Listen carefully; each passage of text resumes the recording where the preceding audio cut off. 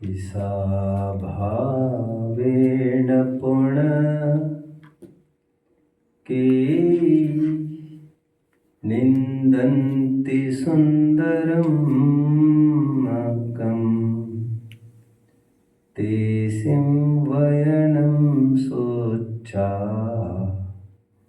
भक्तिमा कुणः चिन्मके।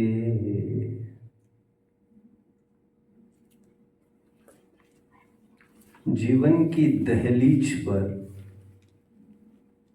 अपने नए नए कदम रखने वाले, पहला कदम रखने वाले मेरे छोटे छोटे प्यारे प्यारे बच्चों, किसी के बहकावे में आकर, किसी के फुसलाने से अथवा किसी के धमकाने से ईर्ष्या भाव कोई जिन मार्ग से कर बैठे और आपको हर प्रकार से जिन मार्ग की क्रियाओं और अनुष्ठानों से डिगाने की कोशिश करे, तो उनके बहकाने से आप बहक मत जाना। दुर्लभता से प्राप्त इस सुंदर जिन मार्ग के आश्रय से करते आ रहे क्रिया तथा अनुष्ठानों को किसी के बहकावे में आकर छोड़ मत देना। आओ बच्चों, तुम्हें दिखाए झांकी जिन शासन की।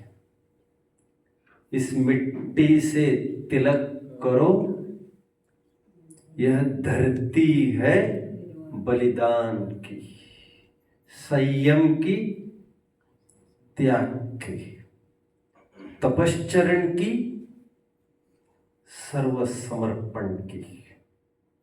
मोक्षार्थियों, पुस्तकें पढ़ना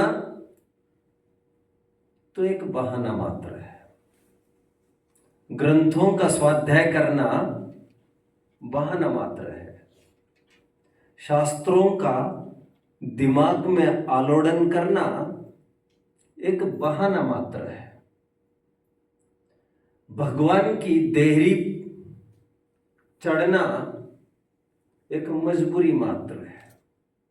रोजाना भगवान का मुख देखना हमारी मजबूरी मात्र है। पूजा पाठ, त्याग, तपश्चरण आदि समस्त अनुष्ठान और क्रियाएं एक बहाना है। सीखना हमें जीवन जीना है। बड़ी दुर्लभता से जीवन जीने की इस कला को सीखने की उमंग आपको यहां पर इस पवित्र पावन धरा पर ले आई है। सिद्ध क्षेत्र गजपंथा, जहां से अनगिनत जन निर्वाण को प्राप्त करते ही आ रहे हैं। परिस्थितियां आपको यहां तक तो लेके आ गई। What next? इसके बाद क्या? इसके बाद कौन सा कदम उठाना है? इसके निर्णायक आप हो। आपके जीवन के निर्माता आप हो। क्योंकि उपदेश तो शिक्षा मात्र है। यहां पर तो केवल इंस्ट्रक्शंस दिए जाएंगे, बट उन इंस्ट्रक्शंस को फॉलो करना, इंप्लीमेंट करना, लाइफ में, हमारी लाइफ में इंट्रोड्यूस करना, इनकलकेट करना, जीवन का अंग बनाना, वो तो हमारा पुरुषार्थ तय करेगा। और फिर आप हमारे बीच में रहते ही कितनी देर हो? अधिकांश समय आप स्कूलों में रहते हो, ऐसे स्थानों पर जहां पर प्रायः धर्म से विमुख जीव आते हैं। आजकल के अध्यापकों को प्रायः, सबकी मैं बात नहीं कर रहा हूं, प्रायः अध्यापकों को ही उठने सोने के समय का भान नहीं है। वे स्वयं छूट नहीं पा रहे विभावों से, विषयों से, व्यसनों से। वे बच्चों के सामने कैसे मॉरल सेट करेंगे, यह एक बहुत बड़ा चैलेंज है।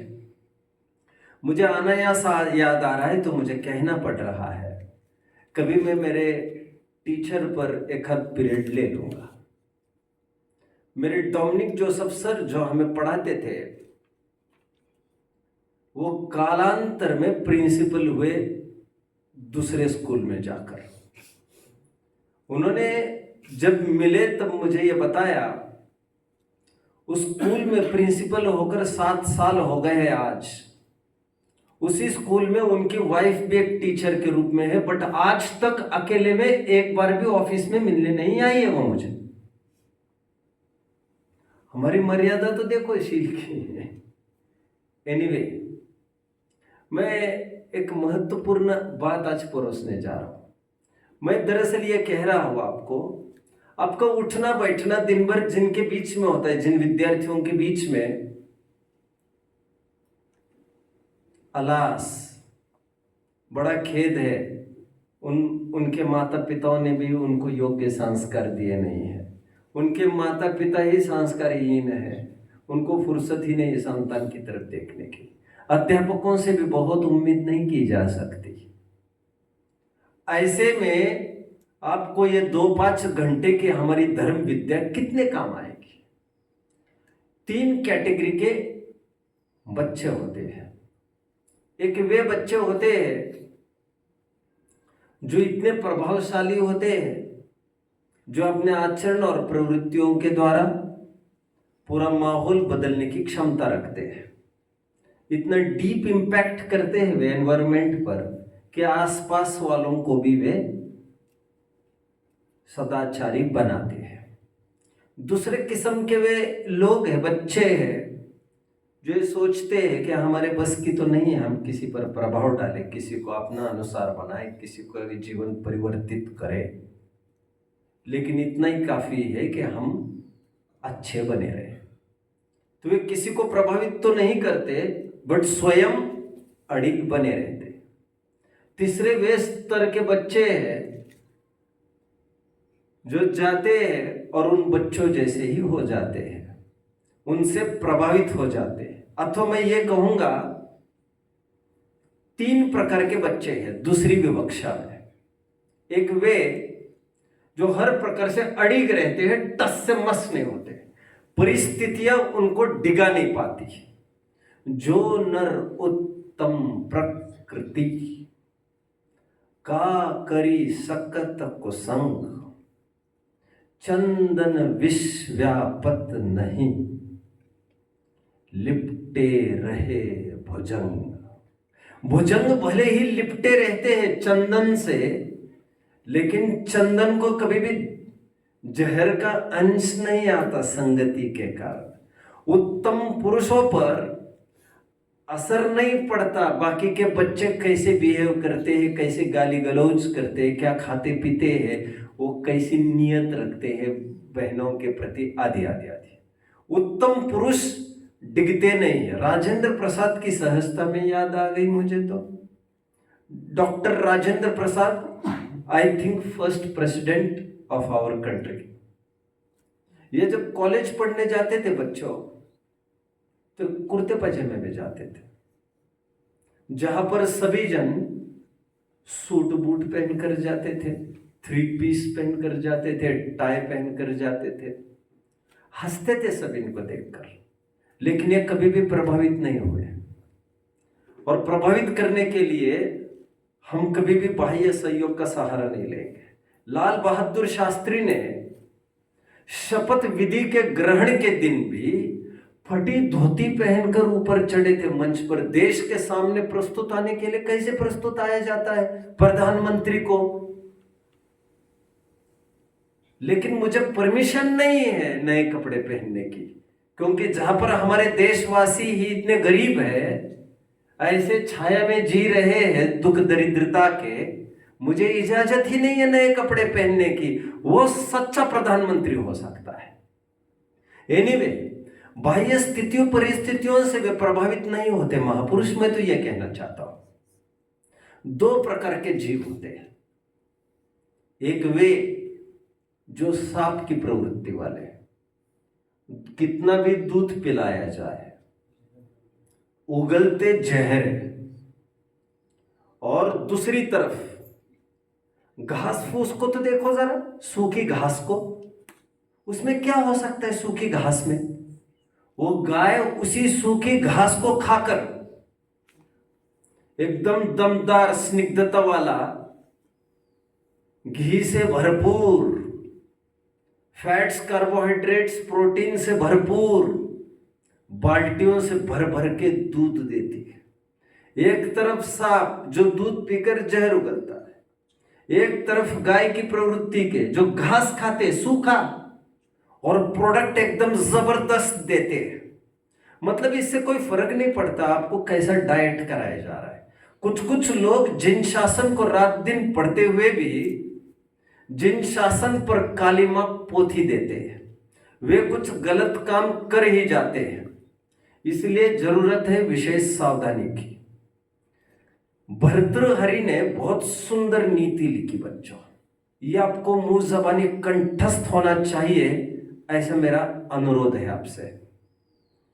प्रारंभ्यते न खलु विघ्न भयेन नीचै।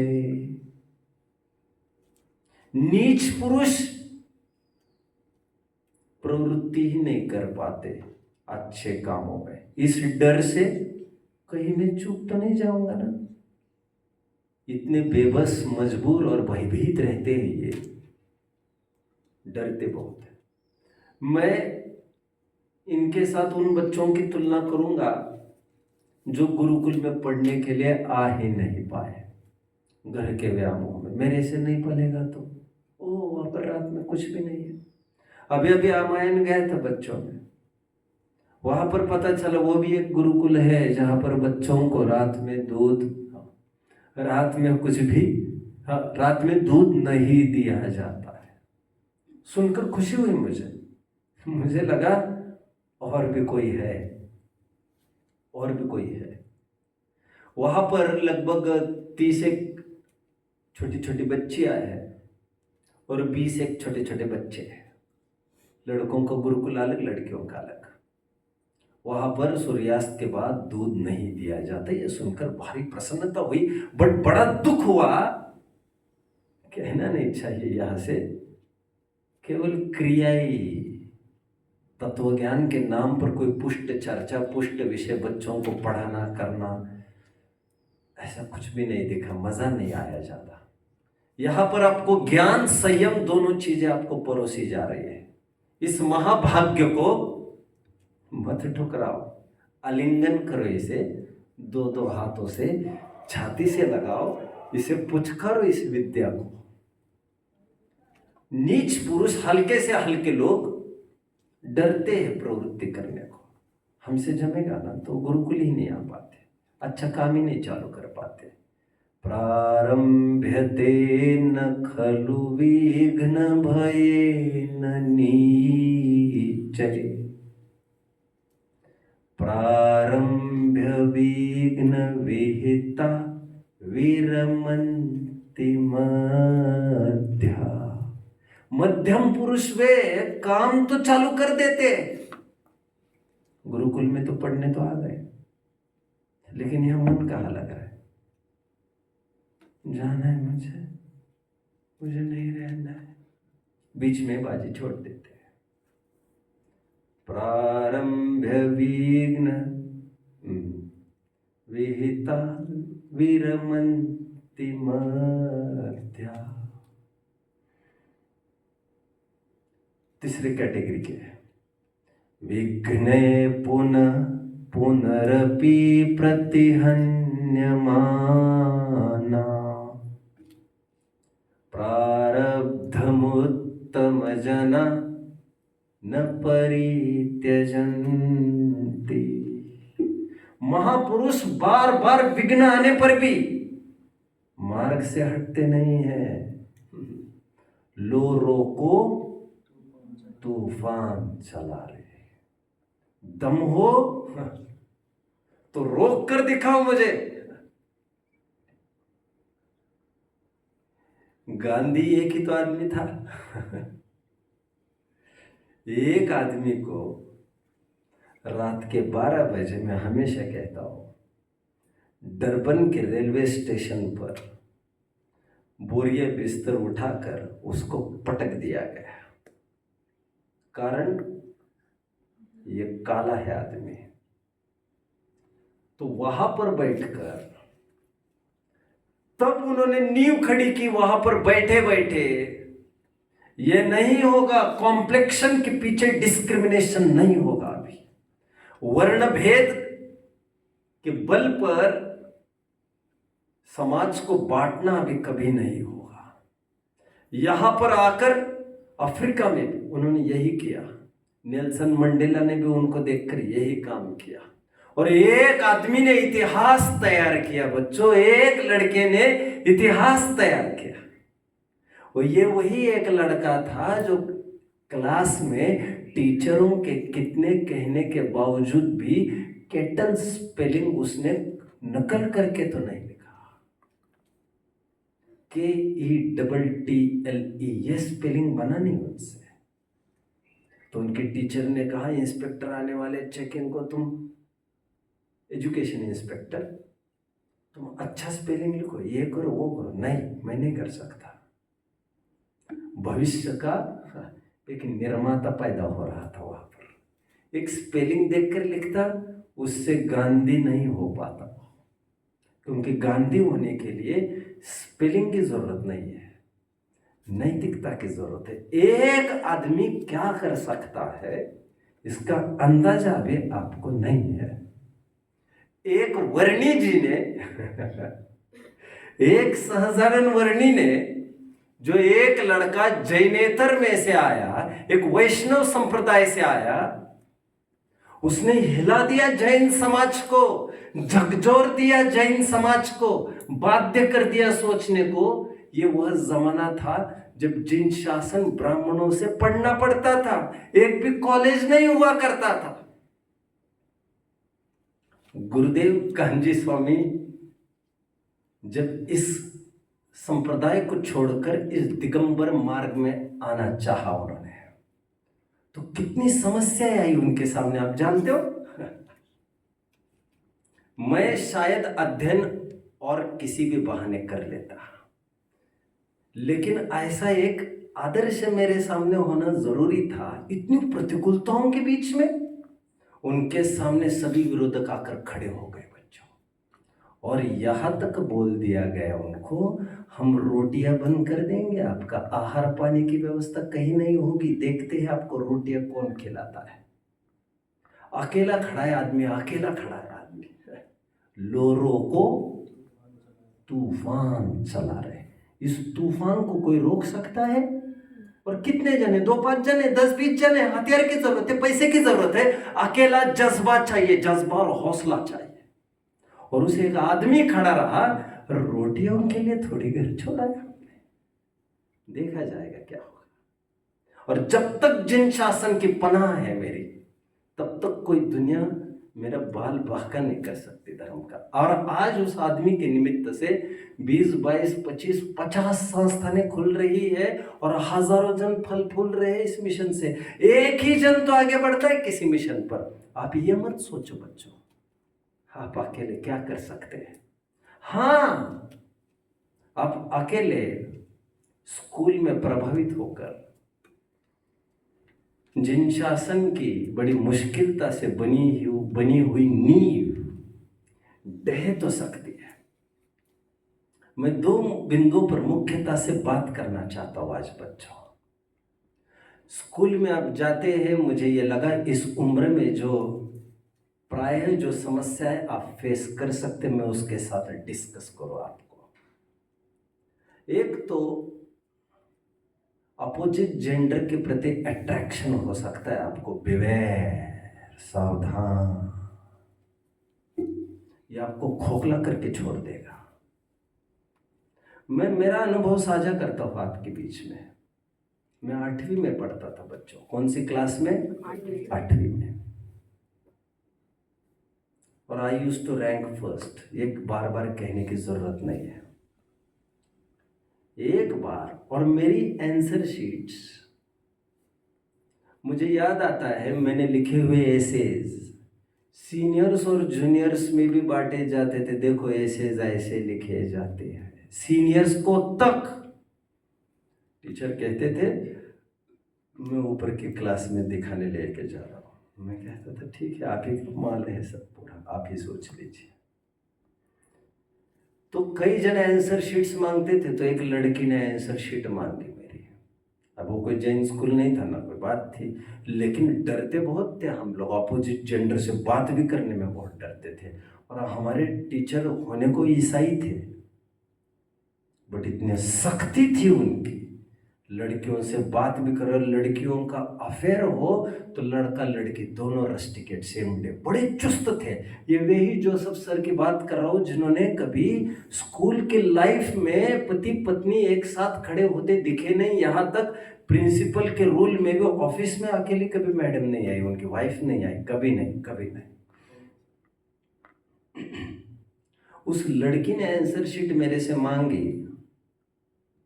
एक लड़की ने देखा आंसर शीट कैसे लिखे, पास होते होते वहां गई और उसने पलट कर उस पर आई लव यू लिख कर दे दिया। मैंने देखा नहीं तुरंत, ऐसा थोड़ी कोई देखता है। And after some time I came across. अब आई लव यू मतलब ये प्रेम कोई माँ और बेटे जैसा तो हो नहीं सकता, ना और भाई बहन जैसा भी हो सकता है। और जहां पर आई लव यू सुनकर ही कहते समय ही थोड़ा भय क्रिएट हुआ, वहां पर समझ लेना चाहिए दाल में तो कुछ काला है। जो चोरी छिपे होता है समझ लेना चाहिए दाल में कुछ काला है। जो सबके सामने नहीं हो सकता समझ लेना चाहिए वहां पर कुछ खिचड़ी पक रही है। मैं वो सीधे आंसर शीट लेकर क्लास टीचर के पास पहुंच गया। वो लड़की ने ऐसा सोचा भी नहीं होगा, इतना बड़ा धोखा। अरे धोखा तो अभी कुछ चालू ही नहीं हुआ, धोखा खाएगा। धोखा के सभी अवसरों को तार तार कर दिया मैंने। वो लड़की ने बच्चों, मतलब कुल मिलाकर हमारा कुछ नहीं हुआ। फिर उस लड़की ने आगे पीछे भी कोशिश की बात करने की मेरे साथ,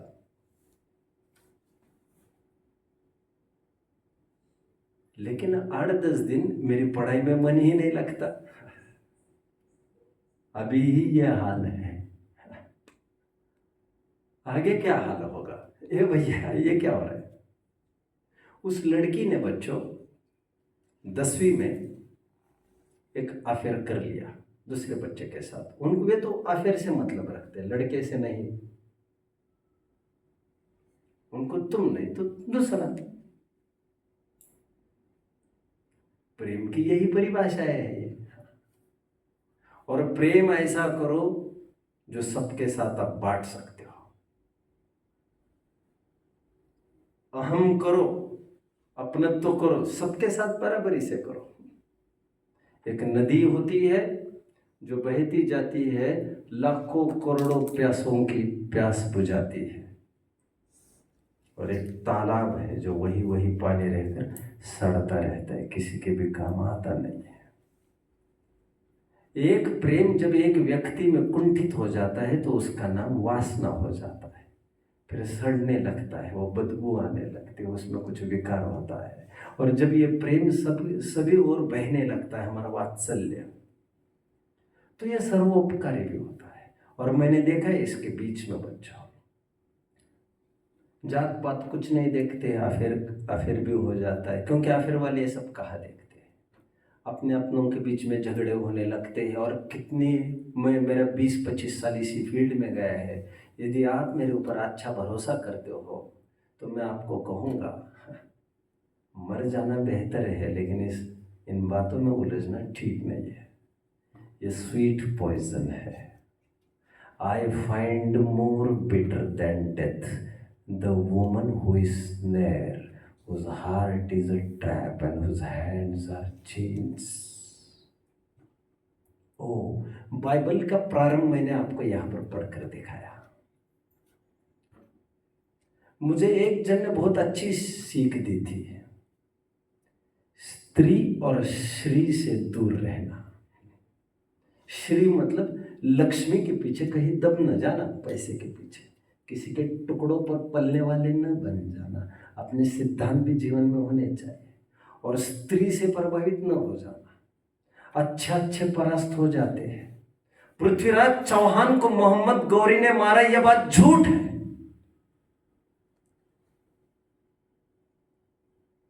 पृथ्वीराज चौहान को उसके भाई जयसिंह ने षड्यंत्र करके मरवाया, यह भी बात झूठ है। पृथ्वीराज एक लड़की के चक्कर में पड़ गया, यह हम किस मुंह से कहें? जो दिल्ली का तख्त संभालता था, मुगलियत को नेस्तनाबूद करने वाला एकमात्र भारतीय राजा, जिनको कोई भी मुगल परास्त नहीं कर सका, उनको एक साधारण नारी परास्त कर गई, बहक गए। वही बाजीराव पेशवा का हो गया। मैं ज्यादा नहीं कहना चाहता। और अंतिम मुगल कौन शासक रहा है, कोई बताएगा? Yes, Bahadur Shah Zafar, right, Bahadur Shah. मुगल भी खत्म होने का एक ही कारण है, वो नारियों के चक्कर में उलझ गया। जब भी नारी की एंट्री होती है, तब आपके जीवन में तबाही चालू होना अटल है। इसलिए हमने आपको नियमों के तहत ये बोल दिया था, लड़कियों से आप कोई संवाद स्कूल में नहीं करेंगे।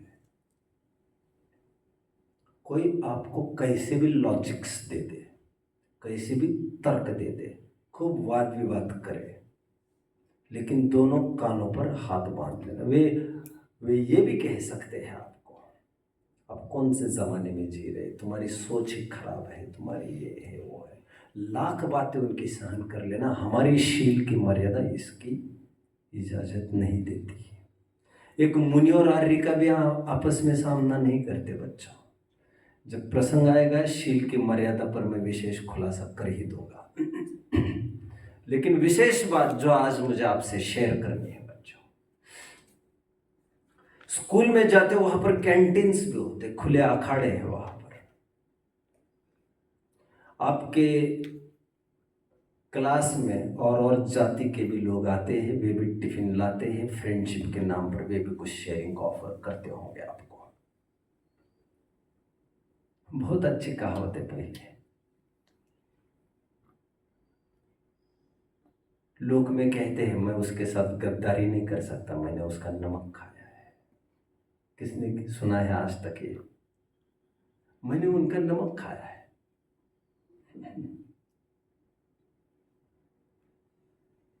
साहब, हमने आपका नमक खाया है, अब गोली खा।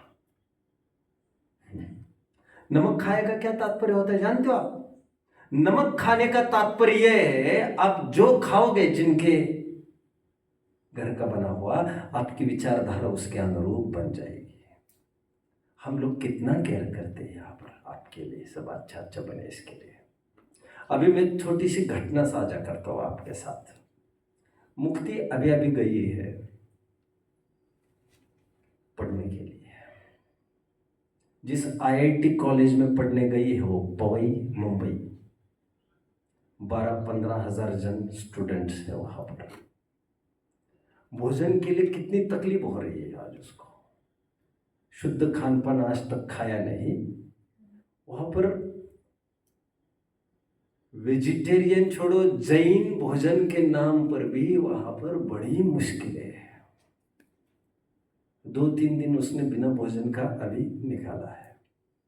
वहां पर पहले दिन मीटिंग में, nice thing to share with you now, वहां पर पहले दिन जो उनका इंट्रोडक्शन होता है, वहां पर बहुत बड़ी मीटिंग हुई जिसमें कुछ सर्व किया गया सबको खाने के लिए। तो लोक में जिसे अच्छी चीजें कहते हैं वही सब होनी चाहिए। बाजारू पैकेट्स, फिर समोसा, कचौरी आदि आदि आदि सब। तो मुक्ति को सर्व करते ही सीनियर ने कोई सर्व किया तो मुक्ति ने तुरंत कह दिया, आई एम जैन, मुझे आपका कुछ भी नहीं चल सकता। तो आंखें में आंखें डालकर वो लड़की कितनी देर देखती रही मुक्ति के बाद। बोले लेकिन जैन तो ले लेते हैं, ले लिया है और भी जन ने। तो बाद में उसने कहा, ओ, उसने इतनी बार मुंह खोला और बोला, मैंने मेरी लाइफ में सेकंड जैन ऐसी देखी है जो कुछ भी नहीं खाती। फिर मुक्ति को उसने कहा, तुम नहीं खाओगे तो तुम एक काम करो, तुम इस डिश को ले लो और मुझे दे दो, तुम, मैं खा लूँगी। तो मुक्ति ने कहा, सॉरी, जो चीज़ मैं खा नहीं सकती वो मैं किसी को दे भी नहीं सकती। तो वहीं पर एक साउथ इंडियन था, कोई पूरी मीटिंग चल रही थी, तो उसने वचन सुने, उसको इतना अच्छा लगा। उसने कहा, एग्जैक्टली कंसेप्ट ऐसा ही है, जो हम नहीं खा सकते हम किसी को दे भी नहीं सकते। आपके स्कूल में बर्थडेज के नाम पर आपको चॉकलेट टॉफीज बांटते होंगे। बच्चों, आप नॉनवेज खा रहे, यदि खा रहे तो आप विश्वासघात मेरे साथ तो कर ही रहे हैं। आप मेरे कृपा पात्र वैसे नहीं बन पाओगे फिर। और मेरी कृपा पात्र होना कहाँ महत्वपूर्ण है आपको। मेरे साथ विश्वासघात करना बड़ी समस्या का कारण नहीं है, बट मैं मतलब जिन शासन की बात कर रहा हूँ मैं फिलहाल। अब प्राप्त हुई अनुकूलताओं में भी आप ऐसा करोगे तो that will not be good. वे कितने भी दावा करें, केक आदि बर्थडेज के नाम पर खिलाए जाते हैं, आपको यकीन नहीं होगा बच्चों, हमारे मुक्ति ने आज तक एक विद्वान के घर भी पानी नहीं पिया। हम जहाँ पर रहते थे मंगलायतन में 5-6 विद्वान थे, कभी किसी के घर मेरे तो जाने का प्रश्न ही नहीं उत्पन्न हुआ। लेकिन मुक्ति के 2-5 बार बना तो पानी भी कभी नहीं लिया। लोग शिकायत भी करते थे इसको लेकर, और कभी किसी के बर्थडेज में आज तक नहीं गई। जो हम सेलिब्रेट नहीं करते बर्थडेज, तो हम किसी के बर्थडेज में भी नहीं जाएंगे। उनका देना लेने का तो सवाल नहीं। उसके 10 साल के लाइफ में स्कूल की बर्थडेज के दिन कुछ बांटते हैं लोग, तो बांटी हुई गिफ्ट भी नहीं ली उसने। थोड़ा डेयरिंग करो, थोड़ा डेयरिंग करो, उठो। आप अकेले क्या कर सकते हो आपको पता नहीं है।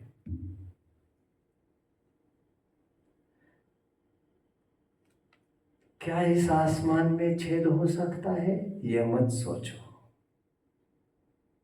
एक पत्थर तो तबीयत से उछालो तो यारो, यहां पर भी छेद हो सकता है। लेकिन तुम पत्थर तो उछालो पहले, कैसे छेद होगा, ऐसे कैसे कर दूंगा। अरे स्टार्ट स्टार्ट। और मैं आपके सामने बैठा हूं बच्चों, मैंने मेरे लाइफ में 22-23 साल में कुछ ऐसे मोड से गुजरा हूं मैं, जब एकदम रिस्क में खड़ा था मैं, लेकिन मैंने ऑलवेज धर्म का पक्ष लिया। कन्यादान में यहां तक स्थिति बनी थी बच्चों, पूरी समाज, विद्वान, व्रती त्यागी, सब लगे थे ग्रहित मिथ्यात्व में, एक शिथिलाचारी मुनि का चौमासा करने में, उनको आहार देने करने में। कितने लोगों ने मुझे बदनाम किया कि इनको गुरु भक्ति ही नहीं है, गुरु भक्ति ही नहीं है। मैं शांति से सब सुनता रहा, क्योंकि मेरे कान इतने मजबूत हो गए थे कि इनके वचन मुझे कुछ असर ही नहीं करते थे। समाज के बीच में रहकर, सबका लोहा लेकर, मैं कभी भी धर्म मार्ग से नहीं चिगा। कभी मौका आएगा तो मैं आपको सैकड़ों प्रसंग मेरे सुना दूंगा, सैकड़ों। और बाजी मेरी अकेले की ही है, जीवन की हर बाजी मेरी अपनी है। यहाँ पर कोई साथी नहीं है, मुझे ही ये पार करना, और स्पेशली जिन शासन के सभी रीति रिवाज मुझे ही करने हैं। देखो, आप दुनिया को बदलो, ये आपके माथे ठेकेदारी नहीं है, लेकिन दुनिया के बहकावे में आकर आप स्वयं बदल न जाओ, इसकी जिम्मेदारी तो आपकी है ही। आप कदाचित काश आप बहुत बड़े स्पीकर हो न पाए तो कोई दिक्कत नहीं, आप स्पीकर हो पाए ठीक, स्पीकर न हो पाए तो ठीक। अरे ये भी तो स्पीकर ही तो है। आप कुछ यहाँ पर वक्तृत्व दे पाए तो ठीक, क्लास में टॉप कर पाए तो ठीक, 5 पाप की परिभाषा कह पाए तो ठीक, नहीं कह पाए तो ठीक, बट भ्रष्टता नहीं लाना चाहिए और प्रभावित किसी से नहीं होना चाहिए हमें। जापान में बच्चों, जापान में आपने घटना सुनी होगी तो हाथ ऊपर करना। एक प्रसिद्ध घटना है, जब एक भारतीय जापान में महिला गई तो उन्होंने अपनी एक पर्स टैक्सी में भूल गई, काफी पैसा रखा था उसमें। तो लेडी पे कर दिया अपना, पर्स बोल के निकल गई। तो 1 घंटे के बाद उनको ख्याल में आया कि वो पर्स भूल गई है। उस लेडी को ढूंढते ढूंढते उसे भारत आना पड़ा, भारत। आखिरकार जैसे तैसे एड्रेस के बल पर वो आ गए और उसने पर्स सौंप दी। तो उस लेडी को ये लगा पर्स में तो इतना पैसा था भी नहीं जितना पैसा इसने मिटा दिया आने में जाने में, क्यों किया ये सब? तो क्या बोला उत्तर? तो उनकी जापान का नाम बदनाम न हो, और जापान का एक रुतबा बना रहे कि वहाँ के लोग इतने ईमानदार होते हैं कि आपका पैसा कहीं नहीं जा सकता। This is for my country I am doing. क्या? ये मेरे देश के लिए मैं कर रहा हूँ। Ask not what your country can do for you, ask not what my country can do for me, but ask what I can do for my country. Maharana Pratap जब वन भटक रहे थे हार के, तो अकबर के कोर्ट में उनके खास आदमी को पेश करने की आज्ञा दी गई। जब वो आए तो अपना मुकुट उकुट उतार के खड़े रहे, टोपी जो भी लगाते थे, और महापुरुष के सामने ऐसे पेश आना अनादर का प्रतीक माना जाता है। गले में दबा दिया उन्होंने।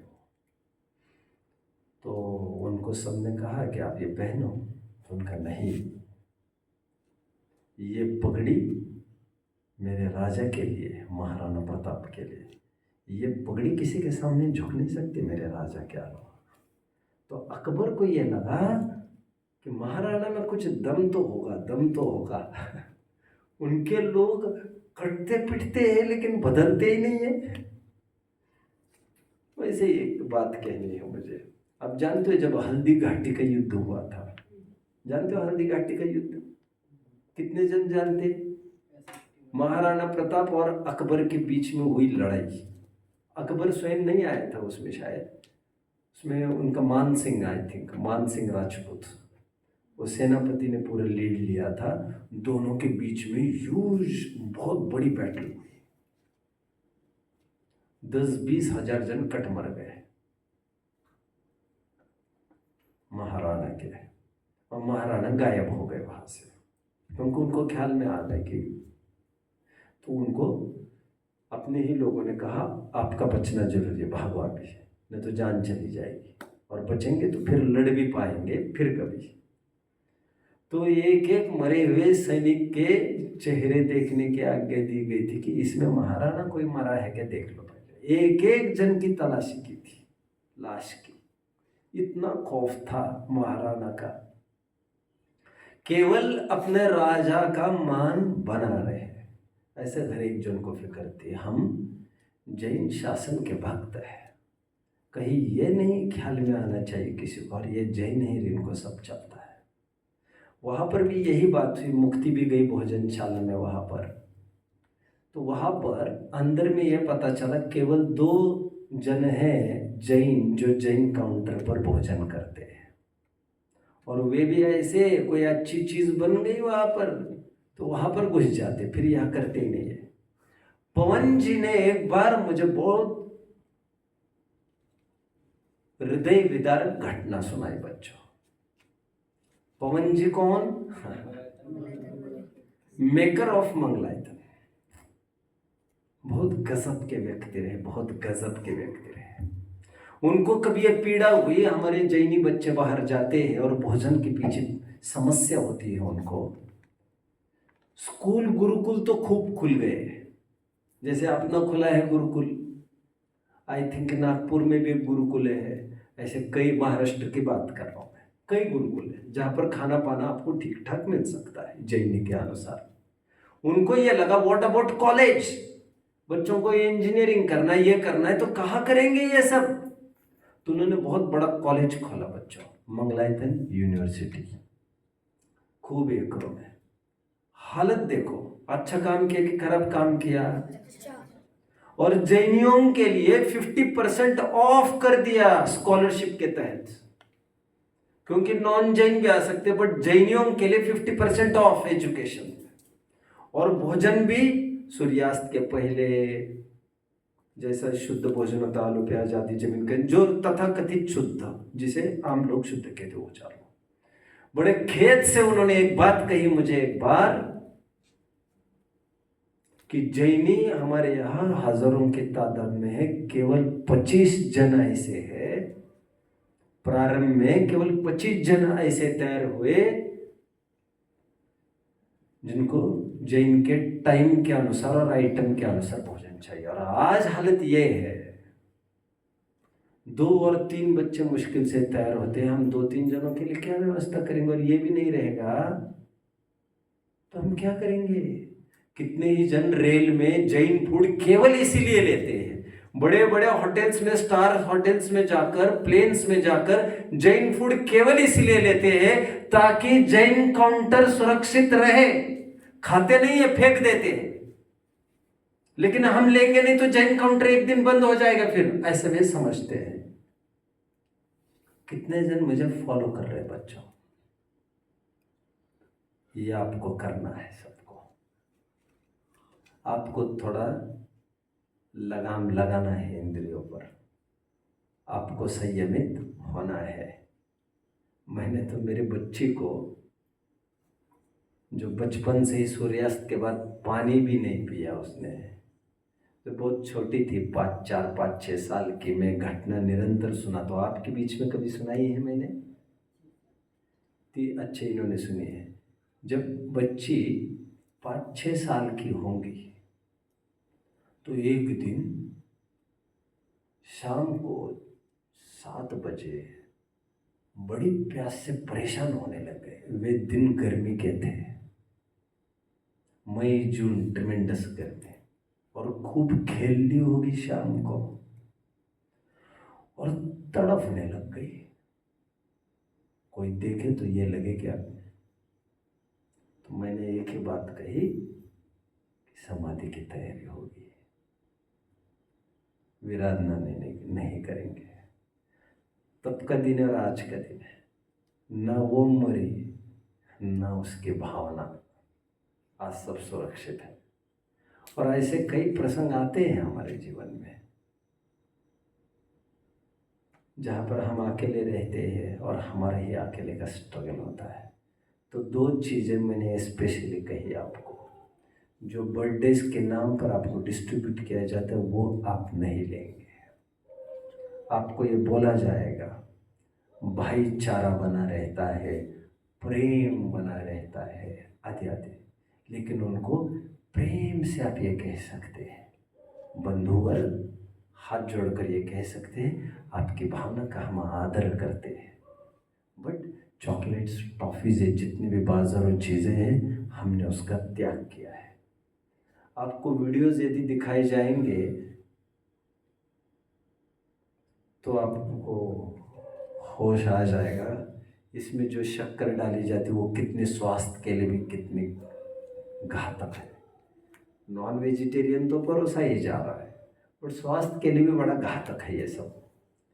तो चॉकलेट्स टॉफ़ी जो भी मिलता है तो आपको कहना चाहिए बाज़ार वस्तुओं का मेरा त्याग है, हम कुछ भी नहीं खाते। मैंने आपको कभी बताया भी होगा, जब एक मुस्लिम भाई ने अपील किया था बाज़ार वस्तु को, उसमें शेविंग क्रीम्स चॉकलेट्स आदि की भी बात कही थी और कहा था पिग फैट डाला जाता है मुस्लिम भाइयों इनमें, आप इसको मत खाइए।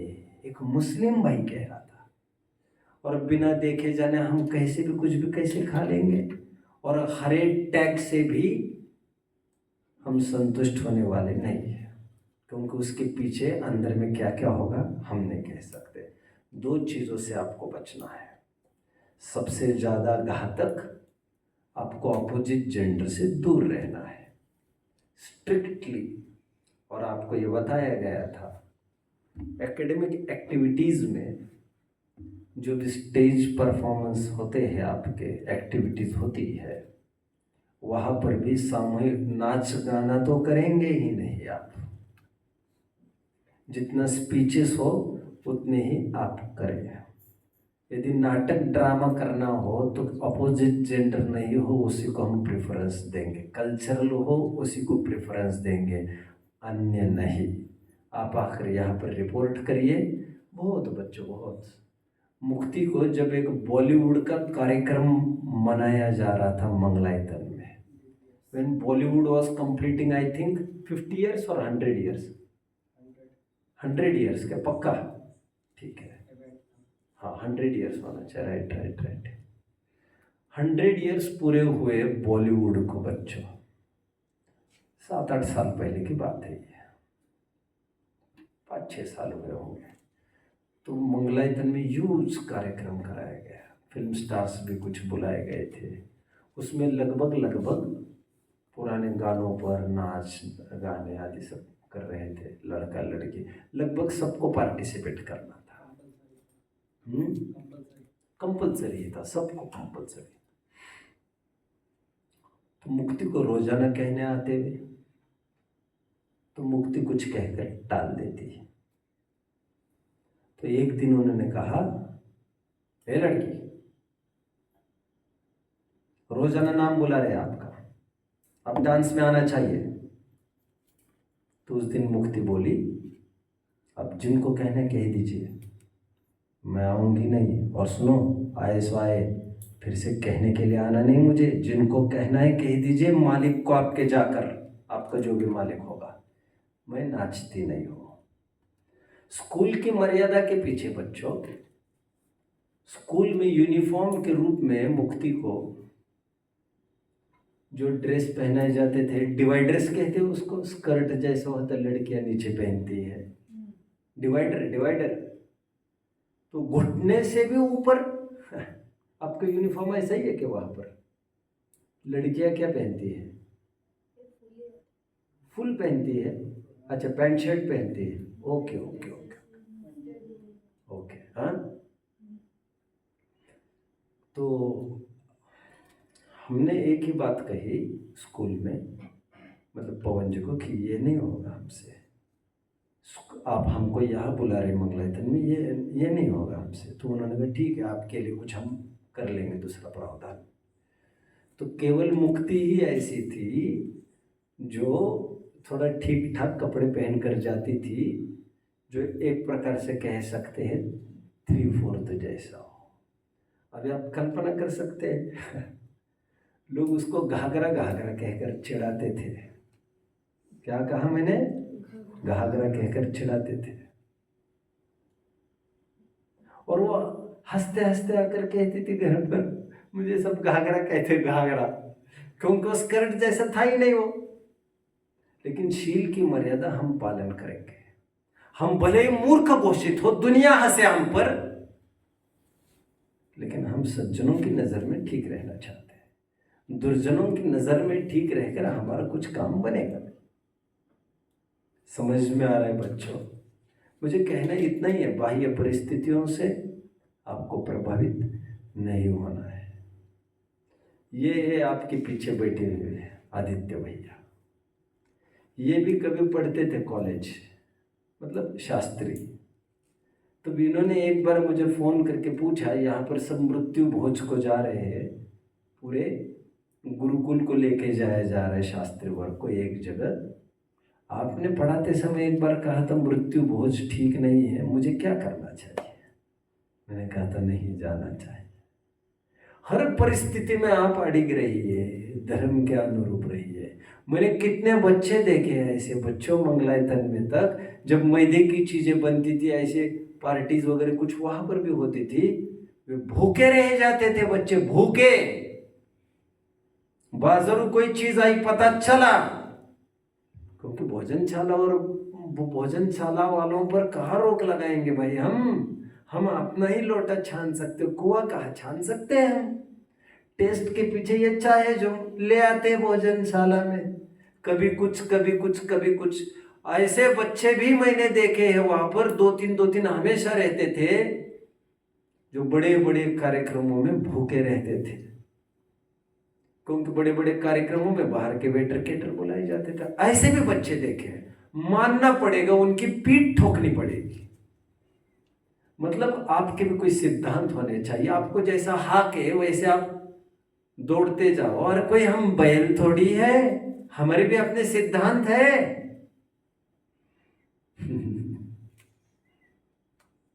हमको झुका सके दुनिया, उस जमाने में दम नहीं। जमाना हमसे है, हम जमाने से नहीं। आपको ये होना चाहिए, धर्म के मामले में हर जगह आपको इतना होना चाहिए। और कोई प्रॉब्लम आप फेस करते हैं तो I am eager to listen. और कोई प्रॉब्लम्स आप फेस करते हैं आपके स्कूल में, उसको टैकल करना है, हम कैसे सॉल्व कर सकते वो सोचेंगे। हम बह नहीं जाएंगे। एक लड़की ने हमारी तरफ देखा, एक लड़की ने आकर हमें चिट्ठी दे दी, उससे कुछ नहीं होता। एक लड़की जो तुम कह रहे हो वो तो तुम नहीं चिट्ठी लोगे तो दूसरा, वो तो म्यूजिकल चेयर जैसा है, तुम्हारे ऊपर कुछ नहीं टिका है राजा, तुम्हारे ऊपर कोई भारत की सत्ता नहीं, देश की विश्व की सत्ता नहीं टिकी आकर के तुम्हें कुछ ना कुछ डिसीजन लेना ही पड़ेगा। तुम्हें मूर्ख बनाया जा रहा है। कोई बम देगा तुम्हारे हाथ में तो तुम रख लोगे? उसका मन रखने के लिए प्लीज ले लो भैया, बम ले लो ना भैया, प्लीज ले लो ना भैया, ये जहर की गोली खा लो ना भैया, प्लीज मेरे लिए भैया प्लीज। रोजाना प्रपोज करे तो खा लोगे क्या? ऐसा जहर दिखना चाहिए। और मैं उम्मीद करता हूं ऐसे मोक्षार्थियों की, जो लड़की को ये कहे बहन क्यों अपने जीवन दांव पर लगा रही हो, माँ बाप के साथ क्यों धोखा कर रही हो, ये पढ़ाई छोड़ के क्यों उलझ रही हो। स्वामी विवेकानंद ने उस लेडी को भी सलाह दे दी, जो लेडी प्रपोज करने आई उनको, विवेकानंद को, और कहा मुझे आपसे भोग करना है। बोले क्यों, आपके जैसी संतान चाहिए। कह रहे मुझे ही लड़का समझ लीजिए ना, मुझे ही लड़का समझ लीजिए ना, फिर इसमें बड़ी बात क्या है इसमें? खैर, शील में प्रसिद्ध कई घटनाएं हैं बच्चों, कई घटनाएं आपके रोंगटे खड़े कर देंगे। वनराज चावड़ा वगैरह क्या ऐसी ऐसी घटनाएं हैं राजपुतानों में, शील की मर्यादा के पीछे। फिर कभी बताऊंगे जैनियों के। और बाद बाकी आप सबको ये तो पता ही है, कितनी रानियों ने जौहर कर लिया था। क्यों करते थे जानते हो ना? क्योंकि जहर खा के मर जाएंगे।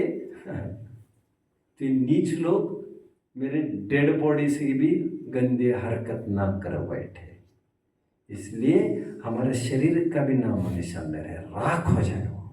इसलिए जलकर आहूत हो जाते थे लाखों की तादाद में। यह भारतीय संस्कृति है हमारी, समझ में आया? भारतीय संस्कृति रही है शील की मर्यादा प्रथम, और शील की मर्यादा महिलाओं को होती, पुरुषों को नहीं होती क्या? तो आपका ये प्राइम एज चल रहा है, आपका ब्रह्मचर्य सुरक्षित रखो, उसकी मैं मंगल कामना करता हूँ। आप आपके माता पिता के प्रति का विश्वास मत खो, आपके गुरुजनों के प्रति का विश्वास मत खो, और अबव ऑल जिन शासन के प्रति मत खो विश्वास। फिर लोग ये कहते भक्ति तो बहुत गाते हैं, यहाँ पर उत्तर तो बहुत देते हैं, और फिर वही काम करते हैं, कुछ समझ में नहीं आता, लोग ये कहते हैं। तो थोड़ा बच के रहना बच्चों, और कंपनी अच्छी करना। संभवतः अपने ही बच्चों में उठना बैठना है, बाकी के बच्चों में नहीं। आपको लगेगा आप तो डिस्क्रिमिनेशन कर रहे हैं। जैसे अब्दुल कलाम को उठाकर पीछे के बेंच पर भेज दिया तो उस हिंदू टीचर ने उस हिंदू लड़के को ये समझाकर, तुम मुसलमान के साथ क्यों बैठते हो, तुम्हें अकल नहीं है क्या? ए मुसलमान भाई उठ, चल पीछे, तुम पीछे बैठा कर। याद आ रहे ना आपको? द विंग्स ऑफ फायर पढ़ लेना चाहिए। आपको ऐसा लग रहा होगा आज, लेकिन जो मैं कह रहा हूँ ध्यान से सुनिए। संगत केवल अपने जैनियों के साथ रखना, उन्हीं के बीच में उठना बैठना है। नहीं तो जो दादागिरी करते, व्यसन करते, उनके साथ आप उठने बैठने लग जाओगे तो हमारे साथ उठने बैठने के हम काम के रहोगे नहीं। फिर आप समझ रहे सब? तो स्कूल में हम रहते नहीं है वहाँ पर। मैं अंतिम एक बात कहूँगा फिर बस करेंगे। सैम मैनेक्शॉ एक हुए है मार्शल इंडियन मिलिट्री के। कब? जब इंडिया पाकिस्तान के बीच की लड़ाई हुई थी तब के ये मार्शल। इनको पद्म भूषण अवार्ड भी मिला था। यदि ये हस्ती नहीं होती तो शायद पाकिस्तान के साथ अपन मैच जीत नहीं पाते। हम पाकिस्तान के साथ जो मैच जीत पाए हैं, युद्ध ही कह रहा हूं मैं, मैच मतलब मुझे युद्ध ही कहना है, मैं भूल नहीं कर रहा हूं, युद्ध ही कह लीजिए, छोड़ो। तो तब मार्शल मानेकशॉ थे, तो उन्होंने क्या कहा था मालूम? उन्होंने जब लड़ाई चालू होनी थी, सूचना दे रहे थे, तो सूचना देते समय इंडियन आर्मी को एक सूचना देते हुए कहा था, यदि कोई महिला दिखे पाकिस्तानी कहीं तो आंखें नीचे और हाथ जेब में, हाथ जेब में, और यदि ये न बने तो थिंक अबाउट सैम मानेकशॉ। उनका रुतबा था। उसी प्रकार आपको देव शास्त्र गुरु और हमारी मर्यादा का विचार करना चाहिए कोई भी कदम उठाने के पहले। Don't flirt. एक दिन भी जी, शेर बनकर जी। विषयों के टुकड़े पर पलने वाले हम विषयों के गुलाम नहीं हैं। हम उनकी संतान हैं जिन्होंने इंद्रियों का तिरस्कार किया है, जिन्होंने चक्रवर्ती का ठाट बाट राजपाट खत्म कर दिया है, मुड़कर नहीं देखा है। देवांगनाएं समान लड़कियां और सुंदरियां भी उनका मन मोहित करने में समर्थ नहीं है। ऐसे बादशाह शहंशाह की संतान है हम, जिनको विषय चिगा डिगा नहीं सकते। ऊंचे लक्ष्य रखो, हल्की सोच मत रखो। ध्यान रखना है इस बात का, लड़कियों से संपर्क नहीं। और जो भी आसपास के होंगे वे एक दूसरों का ध्यान रखें। हम हर जगह रहेंगे नहीं। हाँ, सेठ सुदर्शन की भी कथाएं तो बहुत है, लेकिन आप एक दूसरों का ध्यान रखें। आप उनको समझाए ये ठीक नहीं कर रहे हो, और आपके नियंत्रण के बाहर के केस हो तो रिपोर्ट करो आपके गुरुजनों को। ये मत डरिए कि इसमें चुगली तो नहीं हो जाएगी, इसमें हम किसी की बातें किसी को क्यों कहें, अपना अपना काम करें, ऐसा नहीं। हमारा भाई पतित हो रहा है, हमारा भाई कहीं संकट में फंसा है, हम दौड़ते आकर घर पर नहीं कहेंगे वो संकट में है अपना भाई, हाँ या ना? हमारा भाई कहीं संकट में है तो हमसे नहीं बना उसको बचाना, तो हमने माँ बाप को बता दिया, गुरुजन को बता दिया, ऐसे ऐसे गलत कामों में लगा है, उसका बचना जरूरी है। ये स्थितिकरण है। स्थितिकरण आने से पीछे मत हटिए, किसी को बिगड़ने मत दीजिए। आपके आंखों के सामने आपके भाई बिगड़ते हैं तो इसका दोष आपको भी है। इतिहास आपको भी भूलेगा नहीं, कहेगा ये भी वही खड़े थे, इनके सामने सब हुआ। वो दिनकर कवि की कौन सी लाइन है, मैं भूल रहा हूं इस समय में, बड़ी जबरदस्त लाइन है दिनकर कवि की, जिसमें कहा है जो वहां पर खड़े मूक दर्शक बनकर खड़े रहेंगे वे भी बराबर के भागी होंगे। ऐसे बहुत सुंदर लाइन से हो। मुक्ति को तो याद है, ये सब मैं भूल रहा हूँ अभी। ठीक है, पुनः पुनः यही पद चलित न होइए। स्कूल में किसी भी बातों को लेकर डाइवर्ट नहीं होना है आपको। ओम नमः।